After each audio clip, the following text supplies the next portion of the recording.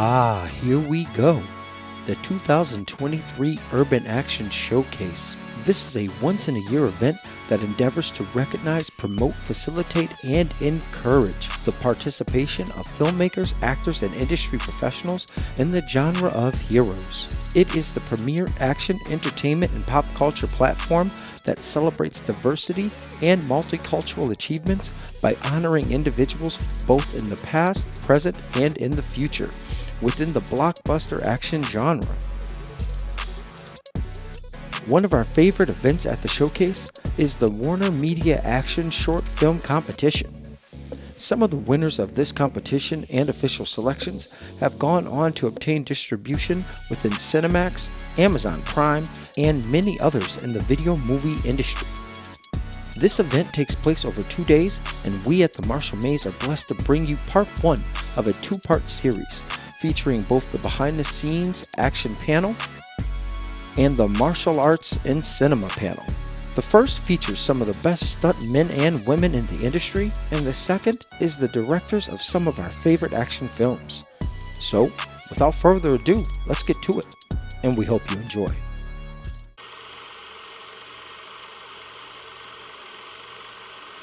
To the Urban Action Showcase and Expo, and we are here with some talented stunt people and actors for the Behind the Action panel.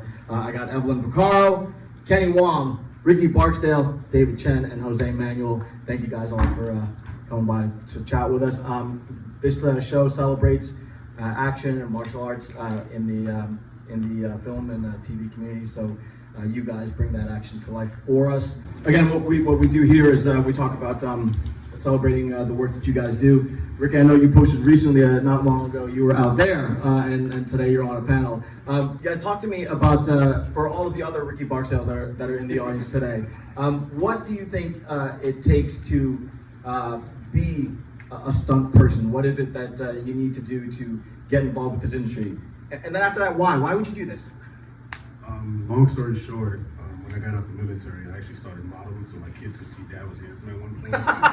So fast forward, I ran into a buddy of mine, asked me about acting, started off doing background work, and then a friend of mine that I trained with in Kyokushin Karate asked me if I wanted to be a part of a fight scene. I said, yeah, sure, no problem. And the rest is history. But it takes a lot of patience, tolerance for pain. It's going to happen, and be an open book.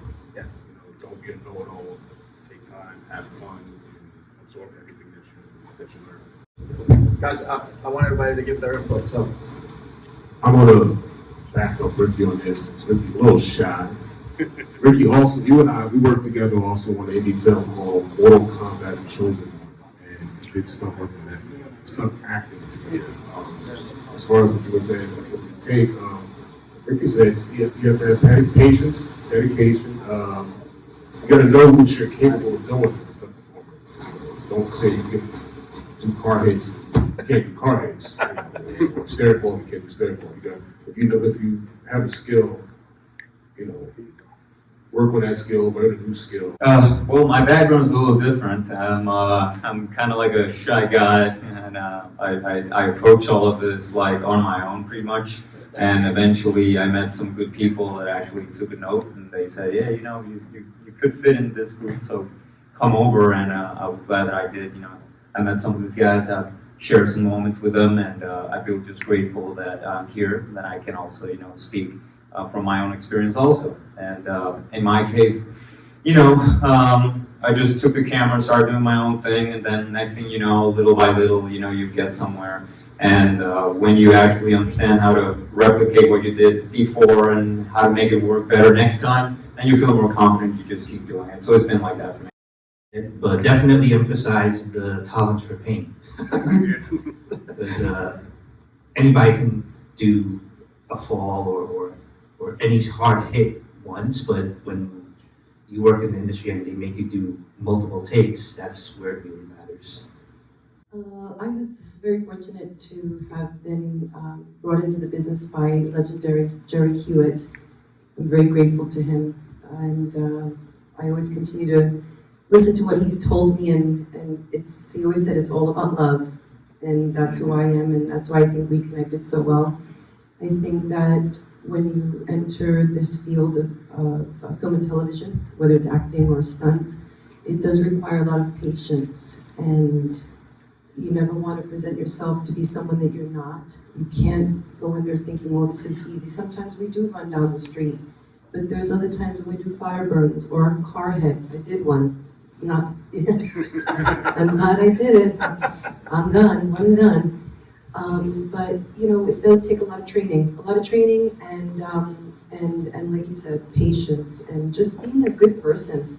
I think that a lot of times in this business, people forget that people spend 16 hours a day with others on set, and the real thing is, most of these stunt coordinators, they want to hang out with their friends. Of course, their friends have to be skilled. They're not going to just, hey, come along and have fun.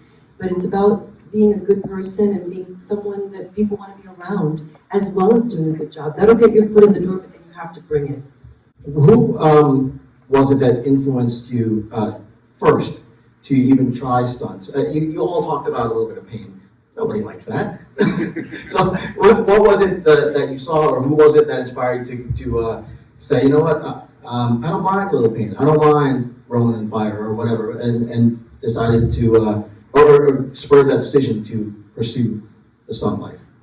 I've actually been working in film and television since I was 19 years old. I worked as a commercial actress, and most of the jobs that I did were high acting action, whether it was snowboarding, wakeboarding, horseback riding, diving, swimming. I'm a strong swimmer. So it was a natural progression for me to get into stunts, and ever since I was a kid, I was always a little on the wild side. We always had a rope swing. We were always hanging on the back of buses on our rollerblades. We were always sketching on the streets, you know, behind cars that didn't even know we were there in the snow. So I always had that side of mine, and of course my brother is a professional boxer, so a lot of that, you know, got that influence. But I'd say that I really enjoy action. I really enjoy helping the actresses, and I think that if anybody influenced me, it would have been my mom, because my mom was the one that taught me all my first outdoor adventures. Wow, that's cool. That's very cool. I actually got into stunts by accident. I never knew stunts was an actual job. I come from a background of doing martial arts and gymnastics, so I in between all the training, I had friends that I trained with that we saw a lot of movies, and we were so into Jet Li, Jackie Chan, and all that stuff, and we're playing around, and I would get my uncle's high-8 camera, and we'd shoot these little amateur videos together. But I think at one point during gymnastics training, one of my friends was like, do you want to do stunts? And I was like, I don't even know what that is. What is it? And she goes like, well, there's a guy, his name is Roberto Lopez. He's looking for some Asian stunt guys to do this feature. And I was like, okay. And he's worked with Sammo Hung. And I heard of Sammo. And I was like, oh, cool. So she gave me his contact number. I called him. And I pestered him. I was like, hey, you know, it's like, this person says you want someone to do crazy stuff. And, you know, he's like, yeah, just come and audition. And I auditioned for him, and he made me do all these crazy things. And the next thing I knew, like, he hired me for the job. And I just ended up working in stunts since then. And it's been actually really fun. And Berto and another partner of his who just recently passed away, Marcos, were my influences in the industry, and another person that's heavily influenced me as well was Robert Ty, who did the 5 Deadly Venoms. I worked with him under Berto, and then I have my current mentor too, Chuck Jeffries, who's done Blade and all these other movies. So, growing up, you know, I'm sure a lot of us watched the Chinese martial arts movies on Fox and on Saturdays. So 3 o'clock. that's what started for me. And then when I lived with my dad, I practically seen every Steven Seagal, Jean-Claude Van Damme, Arnold Schwarzenegger. So I was like, grew up on action movies. How I became a stuntman, I originally wanted to be an actor. And then, like I said earlier, my buddy asked me about it, and that's like, oh, I want to do this. What motivated me to get better was the bigger guys in the industry, we get the stigma of we're too slow, we're not agile. So I made it my goal to be quick and to be, you know, make my kicks look good and make them strong. And, you know, the rest is history. And now my goal as a stunt performer is to work a military movie to represent the guys that I serve. Nice. That's one of the other one. I'm sure a lot of people here saw The Raid Part 2. That final fight scene in the kitchen, when it was all said and done, all I remember is the entire theater erupted. So that's my main goal with the stunt performer, to give that to the audience, to give them that satisfaction and excitement in the actual room. Cool. My story is a little similar to Ricky's. Growing up, Shaw Brothers, Saturday afternoon, my father used to, he's the one who got me into that, and then I got into martial arts, and then The Last Dragon was kind of like the movie that got me wanting to do it really. And then, I grew up, I was an action junkie, so my dad always took me, my dad was the one who let me see the movies and stuff that I wasn't supposed to see.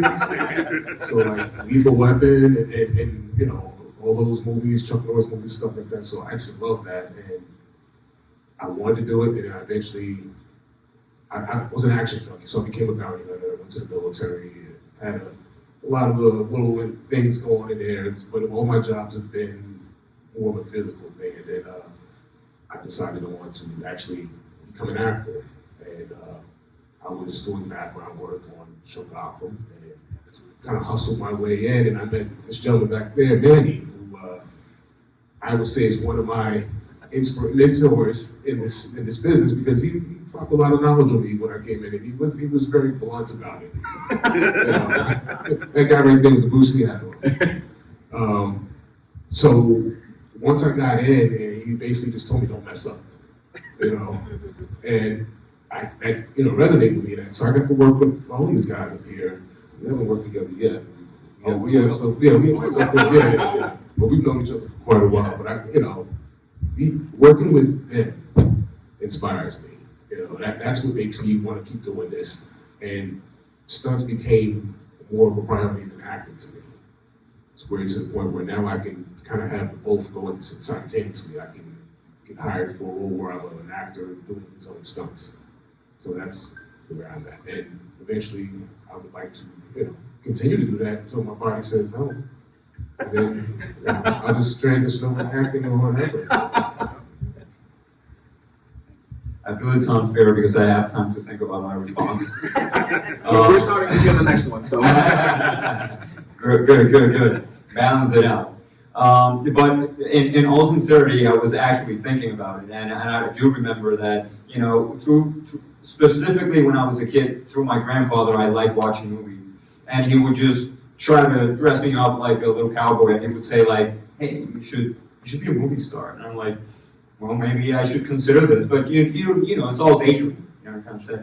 It just kept on going with me, and I started doing my own thing when I was like in my teens. No expectations, basically, but I really loved it. Obviously, all the influences that you guys have said, like Jackie Chan, Stallone, all these action movies from the 80s. And I was watching, I would be deeply inspired. And at some point I said, maybe I should, try it. I really didn't set up myself to do something in the future. But I thought that maybe if I could I'm from Puerto Rico, so I thought maybe if I do a movie locally, then after that, I'll be like, okay, and I feel like I did something. But that, when I had the opportunity to do it, then after that it became like, oh my God, then now I have to do it, I want to do it again. So it kind of became like a never-ending thing from then on, see? And then after that, I started meeting people, I started coming here. And from then it grew up into other things. Obviously, Manny received me here. He was the one that introduced me to all you guys. And thankfully, I've met people that said, you have something, you're a good kid, so I'm just going to introduce you to people because I think that you'll get along with them also. So I owe it to that mostly. All right, so hold on to that because we're starting with you. So, stunts obviously creates some dynamic action for all of us fans. Gives us some of the highest highs in the movie. Talk to me about the stunt industry itself. Give me a high point for you in the industry, and then maybe to balance it out, give me a point where you're like, maybe this isn't for me. Yeah, I mean, I can say for a fact that I admire stunt performers, and I've come to terms into probably it is not something that is tailored for me. Not saying that I wouldn't do it. It's something that I think it takes another type of grit, and sometimes I miss it. I'm like leaning on to the sensible side. But you would say that, I've done some stunts professionally. I've had the opportunity to do it. That's why I come into these conclusions, right? And based on my experience, based on what I've been through, and I did remember being on a set where I got hurt. I got hurt, and it's something that you should be aware if you're doing stunts. You know, that's something that could happen. You know, it shouldn't happen, but could happen. And my reaction, even though I thought it was natural, I got hit with this. It was like a gun, like a rifle. It wasn't this. What show was this? The Oath, I think it was. They were shooting it in Puerto Rico. I was playing a security guard that had some acting, but I had a neck injury, and I didn't like it.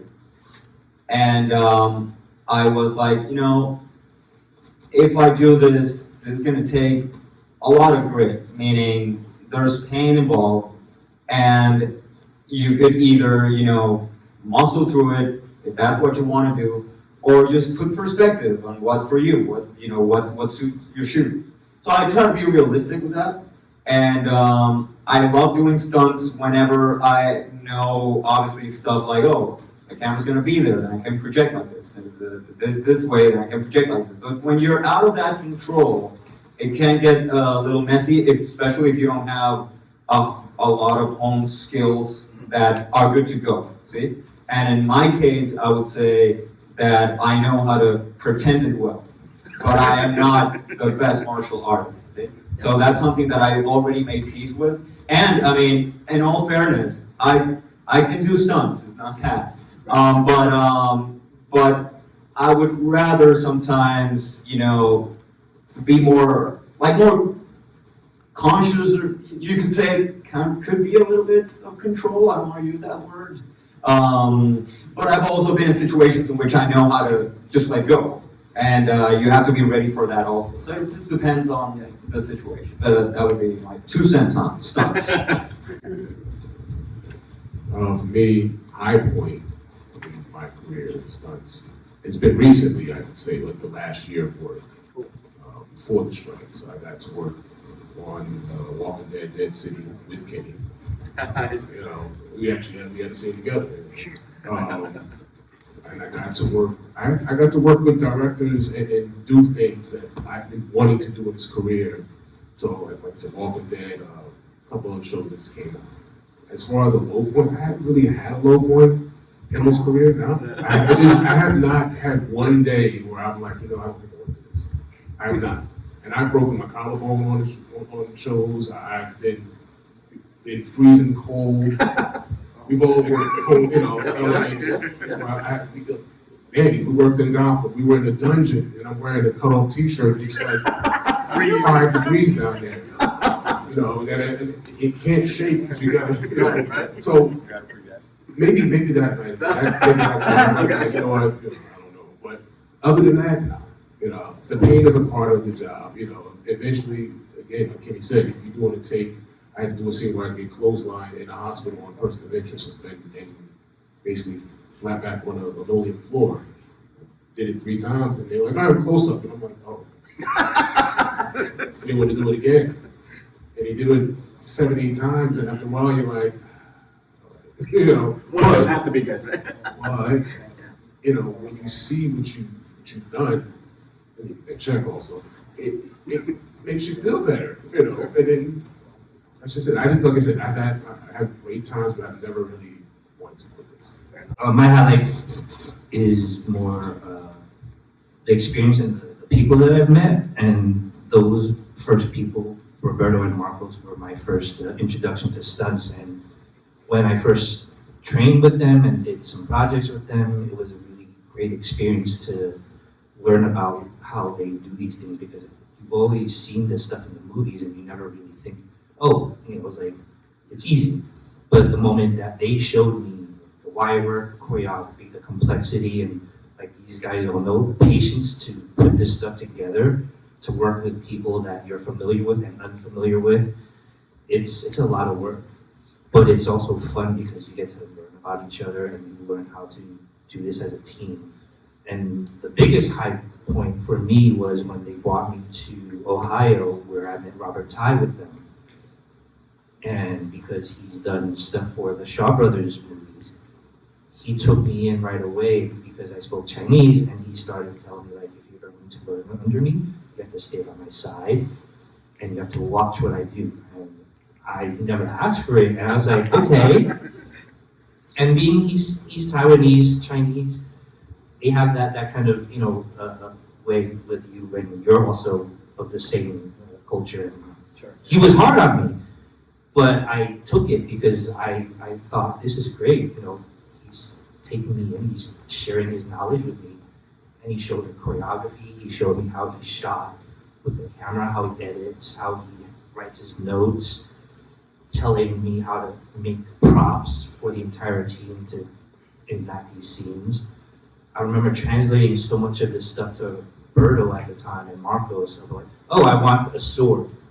So what I want you guys to do is, the sword is actually a belt. It doesn't look like a sword, but when you unclip the buckle right here, you go, whoosh, and then it's a sword. How do we do that? You know, things like that. It was really, really insightful to see all this stuff. And then to have him share, I have an idea for a wire gag. I want 10 people on a wire that's rigged on this big structure overhead the forest, and everyone's gonna do this, and we're all gonna do this at the same time. And I just remember thinking, because it's my early career, I was like, how are you gonna do that? That's so complex. So just that experience alone was a big highlight for me because I learned so much. It's something that I constantly look toward in standard for myself. Because every time I think, you know, if I'm not doing good enough, I have to think of that experience and think, I have to think of that. Otherwise, you know, it's like, why do it? Sure. And the other mentor, Chuck Jeffries, he's also shared so much knowledge with me. He shared another side of film fighting and action and design for me where, you know, I have to rethink everything. So everybody that I've ever come in contact with has been such a great influence and such a great inspiration for me that was a big highlight for me. And I don't know if people would think this is a highlight too. I mean, yeah, it's a low point, but I see as a high point is when I almost got killed on a Disney job. All right, that's kind of a low point for everything, I think. No? Yeah, but I kind of took it and thought, you know, it's like, this happened to me. I woke up the next day and I thought, it's like, okay, I'm up. What do I do now? You know, it's like, my first thought, rather than worry about my condition, was like, I see everybody, my mother, my father, the producers, the director, the coordinator, they're like, you okay? I was like, yeah. And did we get the shot? And they're like, yeah. What'd you think? I was like, I don't know. I was like, if we didn't, do I have to do it again? And they're like, you think you can do it again? Yeah. It's like, try to get up from your bed. And I was lying in bed like this, and the moment I was like, ugh, everything was in pain. And I broke 8 ribs and, you know, ruptured my spleen. So they were like, yeah, you think you can get up and do the stunt again? I was like, oh man, I didn't know it was that bad. Wow. But I took a bad situation and turned it into something where I was like, I'm gonna be stronger and I'm gonna get back 100%. And I made it that my goal. Rather than look at it as a bad thing, you know, I knew it was like, this is my job. This is the first time something this bad happened to me. So I'm gonna make it work out and go back to normal. So, yeah. Glad you're okay. Okay, so I think I do spend a lot of time training in my car. I have 2 stunt cars, and I spend a lot of time and a lot of money on training for driving. I love to drive. I've been driving since I was 14, even though my mom doesn't know that. I sneak the cars in the city. Yeah, it was a little wild. But what's nice is that more recently, coordinators, most out of LA and Atlanta, have been giving me bigger and bigger opportunities. And one of those opportunities was to finally drive on set. And not just drive, but I've done 180s, I've done flying 90s, I've come in hot, really, really hot and just, you know, right to camera. So that's been a real highlight for me, is being trusted behind the wheel, because it's a machine and it's deadly. I've had some other highlights where, you know, I'm a strong swimmer, and the opportunity that I was given on Black Panther to find myself with some pretty strong breath holds in some pretty long scenes. I thought I was gonna die at one point. I thought, are they gonna call cut? But I managed, I made it. So those were some really amazing highlights for me. As far as low points go, I don't have any low points. I have to say that right now, I'm very grateful that I can say that everything right now is really positive and really amazing. How different is it for the females in the industry as opposed to just the industry in general? Is it harder? Is it tougher to get seen? Is it tougher to be integrated into the stunt community? Or tell me what the perspective is from your side. I actually, you know, it's kind of funny because I don't really think about being a female or a male. All I care about is training and making sure that I have the skill set to get myself hired. And I feel like the coordinators, as long as you can do the job, as long as you can prove that you can do the job, they don't care if you're a male or a female. Now that's my experience. Other females may have other experiences where, like, oh, you know, they put a lot of guys in the ND spots, you know, they put a lot of the guys in there. And if you look at IMDb and you look at the shows, it's true. You will see a lot of males under the ND spots. But I do know a lot more women that are getting those spots now. And so I think if they just have that skill, continue to train, they're gonna get the work. And that's how I feel, you know, right? With the SAG-AFTRA strike just ended, one of the issues there was AI, the use of AI, for actors' likenesses and all that.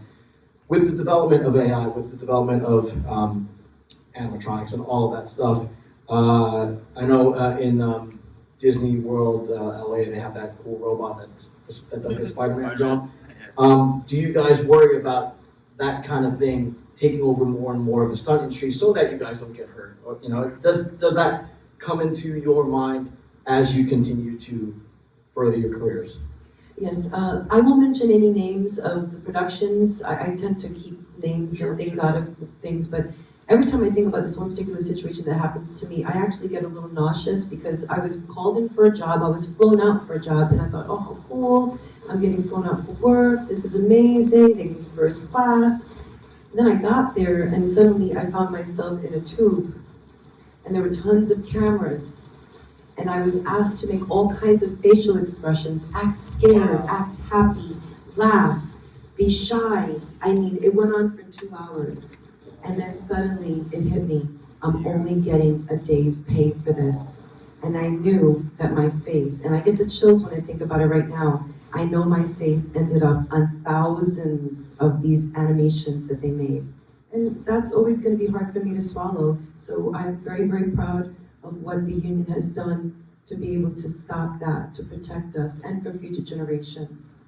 I feel the same way. I feel like we should protect our likenesses because there are some jobs where we've done mocap, and some of the contracts that you sign basically ask you to sign away your likeness so that they can use it infinitely, but you don't get compensated. So that is something that I definitely am against, and I'm glad that, like everyone said, that we have something in place in our new contracts. Also, I want to piggyback on something about the ladies in the stunt industry. Truth be told, I think they're tougher than the men. The reason why I say that is because they wear less clothing, doing the same amount of stuff we do. And, yep, those three ladies right there. I've seen them work. And then right there, Cheryl. Yeah, with Cheryl. Hey Cheryl, how you doing? Like, I've seen all of them work, and to hit the same concrete that I'm doing, but I got a jacket, I got a long sleeve, and they'll be wearing like a super tight shirt, super tight pants, is less padding them. So I give them a lot of props for being able to take that type of punishment, you know, there's what we are. And high heels. And high heels, yes. They do this in heels. Like, I don't know how y'all do that, but y'all deserve a lot of praise for doing what you do. Going back to the AI, I agree with everything they say, so I really don't have much to add to that, except that I'm not too worried about it, because, I mean, have you seen the video of Will Smith eating spaghetti? That's- So, that I mean, I feel like, you know, not too right, but no, seriously, I'm glad that the union fixed that. And piggybacking off the stunt thing with the ladies, Evan and I had worked together on the show. Oh my God. When you were doubling the lady, you had the dress and the heels on, you had to hit the floor when I got shot and everything. That was for Brian Smythe. No, that was Oh my goodness. it was a show. We did a show together, but also like the women are badass. Cheryl, I worked with her on the movie Proud Mary, badass. Victoria, Amanda, all badass. So yes, the women they have to wear less. They have to blend and hide and you know. So it's rougher for them. Yeah. I've been reading a lot about AI and trying to make peace with the thing. I think that like at once we had cashiers and then now you can, you know, pay for it on your own. Like industries sometimes change. It's just a matter of how to balance it out. You know, I believe that AI was also created by us. So in a way, how can the creator be obsolete? It doesn't make any sense to me. So I don't think that that'll happen. We'll just have to find a way to blend it in and to understand this thing is too new. When things are new, they get out of proportion and somehow later on they stabilize. So hopefully it's a tool that we can use and nothing that is going to take away from us because at the very end we were the ones that created the thing. So, you know, you're not going to control me. If that happens, then we have a sci-fi movie in real life and then we'll just get the cameras out and we'll have a bunch of sci-fi movies. You got a dream budget, you got a dream project in your pocket. What are you making? Oh, well, I'm doing a project called The Land of the Brave Lord. It is really an action stunt project leaning on this experiment of having a lot of cool backgrounds that are from Puerto Rico, having all this, you know, rainforest and, you know, these waterfalls and all, having that in the backdrop and other great sites that are just hidden in the island. So I've been like scouting, just thinking like, this is a good place for a fight scene. This other place is a good place for another fight. So it's been more like a passion project of mine that I've been doing slowly. It kind of has been evolving slowly, but it's taking push in the sense that it had been like reinvented over and over. Like I started this premise. This is one of the first short films I did back in 2009, something like that. So then after now, with all, you know, the experience that I've gathered, I said, hey, I want to try to do it again, reinvent it, and try to make all the characters look unique and just try to give some colors to it that actually fits a world. And with that, it became like, hey, maybe I should at some point do a video game about it, or do some comics about it, or an action figure, which I happen to have some in my table there. So it's been like a discovery of this artistic thing that I wanted to do based on the experience that I gathered from working with other filmmakers and the experience that I've had of working with other people. I'm always like, I try to be like learning all the time, looking at stuff and I could use that in this way. I could do this in this other way. So I'm like that. So it comes like natural. Because I mean, it's like it's something that I wanted. I do professionally, but it's been something that I've done since I was a teenager. So it's like it's hard to shake off when there's an identity involved, and you kind of identify yourself with something, and you're like, if I don't do this, I immediately start like fading. So I have to keep doing it in order to feel like I'm still existing, even. So it's kind of like that. But I have fun with it, you know, regardless if it's hard to go or when there's favor involved, either or, you know, like Evan said, it's all like, you love it, you do it, and that's what it takes, I guess. I can't even say what it is.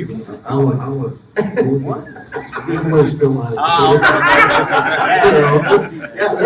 I'll say it has. It's something to do with neo-noir, taking one of the oldest stories in the Bible and modernizing it and adding elements of horror and murder and things that will probably get me punched in the face. Something you're used to anyway, so that's But yeah. awesome. I've got two dream projects. Obviously, one of them is to military movies. For example, The Buffalo Soldier, The Red Bone Express, World War II. Cool, yeah. Every movie out there, every time you see World War II, is like you're admitting the 442nd Regiment, the whole Japanese battalion, the most decorated unit in World War II. And I feel like their stories need to be told. That's definitely a dream project of mine. And another would be something of the modern era when they deployed, just to show people like, hey, look, we're not robots, we have fun, we do stupid stuff. A movie that captured that recently is called The Outpost. Like, I used to watch them play action, but now I watch it for the bonding that they give amongst the soldiers. And that's the most important thing. That's what we miss the most. The other one is a fight scene. If you guys remember that movie They Live with Roddy Piper. Yeah. Y'all remember that parking lot fight scene? Like, it's almost 40 years old and it still stands the test of time. It's like it's just two grown men duking it out, and it's like you're always gonna remember those hits. When you got backdrop onto the ground and he carried his knee in the middle of nuts. It's like, but yeah, those are my major goals to do and stuff before, and hopefully the video will happen. Very cool. Dream project. I probably would adapt my comic idea into an animated series. Cool. Because I love stuff like Lord of the Rings, The Last Airbender, samurai stuff, and I wanted to blend all that into like the animated series. Well, okay, so when I'm not doing stunts, my passion is helping rescue animals. I do a lot of work with animals as a volunteer. And right now, I'm currently in production of a film called Tales of a Scorpio Stinger, where I play a vigilante that goes after people that hurt animals. Cool. And we actually are filming it all of ourselves, so it takes time. If I had a budget, boy, I'd hire an amazing crew, because we're kind of doing it all ourselves. But it's coming out pretty good, and I think I might see if I can submit it for next year's Urban Action. Very cool. Very cool. I think we're gonna be wrapping up shortly. So, give everybody here your socials. Let them know where they can find you and find out more information about everything that you have going on. Oh, amazing. Thank you. I'd love to follow you back.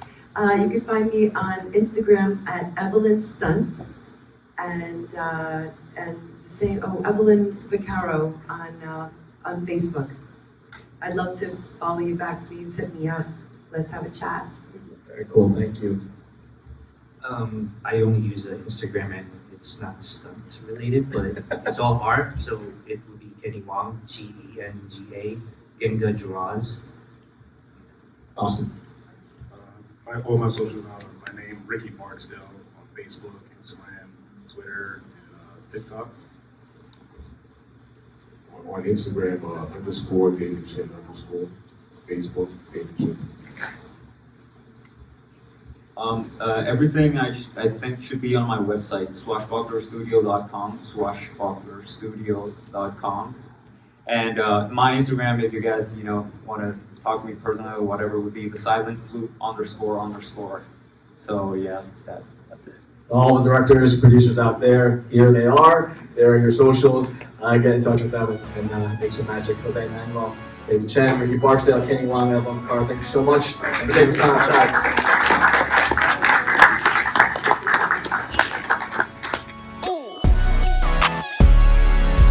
No watch, no diamonds, no watch, good timing, yeah. New watch, no diamonds, new watch, good timing, yeah. Need no middleman, I'm the man to man, send it in. I like what I like, me, I know my rights, sipping in. I like having fun.